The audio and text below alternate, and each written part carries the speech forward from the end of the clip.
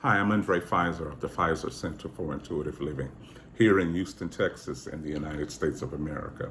I hope you enjoy this incredible investment of 8 minutes of profound treasure as we discuss divine identity and being your best self in the midst of a racial and divided nation. There's nothing impossible with the identity that you were created in. If you would just sit back, open your heart, and allow the truth to permeate, you're going to see a different situation in this time. I'm Undrai Fizer, and I guarantee that. Blessings. Enjoy this 8 minutes. Peace. Hi, I'm Undrai Fizer. Welcome to our segment today. I'm coming to you live. Well, I'm coming to you remotely from Houston, Texas, and I pray peace over the globe. As it relates to racism or prejudice, there are so many things that we could speak on it. Obviously, from a cultural perspective, we all know what should be done. We know why it should be fixed. We know what should be addressed. And I think the thing that causes frustration with most of us is because there are things that we are only sharing amongst ourselves, and we may use our social media platforms and we may speak our heart. But sometimes our platforms are not influential enough to bring change to the situation. And we find ourselves constantly speaking sound bites of what should be done, while yet growing more frustrated because nothing's being done. And so in this situation, one of the key things is to constantly know who you are. Don't just know the rhetoric of being whatever God says you are. Because if you really believe that you're who God says you are, your behavior would wrap around that truth and it would elevate you above everything else. I think so many times things have become more clichéic. I'm who God says I am, while emotionally we feel that we're something else. The first sign of racism and prejudice is not culture against another culture, but it's you against you. It's you feeling that you are constantly less than the imagination of God. If we can't get over that first hurdle by thinking that we are less than the imagination of God, we are suffering from prejudice, self-induced prejudice ourselves. It means we've looked at ourselves and we've declared ourselves as invaluable. And we are angry because those outside of us are not declaring us valuable. You are the first person that must declare yourself as valuable. Because no matter what culture group is hating you, you're not obligated to hate yourself with the hate that you're being hated with. So whenever we innately feel that one segment of society is more superior than us, then we're constantly going to be fighting and struggling for equality because we're seeking to have equality with someone else's opinion. When you are a forerunner of your own life, there is no equality between you and another opinion. It's only equality between you and God. It's only equality between you and the divine nature of God. So we can't fix the global pandemic of racism. We can't fix the global pandemic of prejudice. But we can transform how we respond to prejudice. We can transform how we respond to hate. We can transform how we live in a world that seems to be misaligned and mismanaged. Because the scripture says that the earth is groaning until now, waiting on the manifestation of the sons of God. The earth itself was not designed to house hate. The planet that we're living on right now and living in right now was not designed to accommodate this mismanagement. So we must pray for the healing of the earth.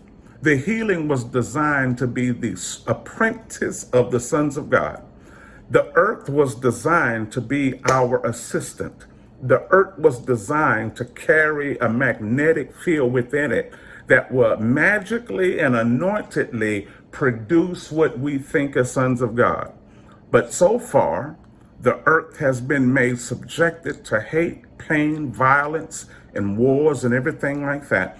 And to the point the earth is suffering from toleration because the earth has been forced to house what it was not designed to house. The earth was designed to house the sons of God. And the sons of God is designed to be the image of everything God is and to not just respond to the foolishness of the world. Our job is to create what the world is designed to accommodate. How many of you follow what I'm saying around the country? So we can stop and we could give a kingdom perspective of racism. What is the kingdom perspective of it? The kingdom perspective is don't become the weapon that's being formed against you. You are not obligated to become what is formed against you. But I don't think a lot of times our solutions are popular. Why? Because a lot of kingdom solutions are not spoken of in the media. They're spoken of on social platforms like this. They're not spoken of in the media. So if we don't feel that these things are on the news, we feel they're not important. The news is not obligated to share what we think. We are obligated to become the good news of the kingdom. We are the news. So how do we combat racism? We don't become the image of it. We don't become the weapon that's formed against us.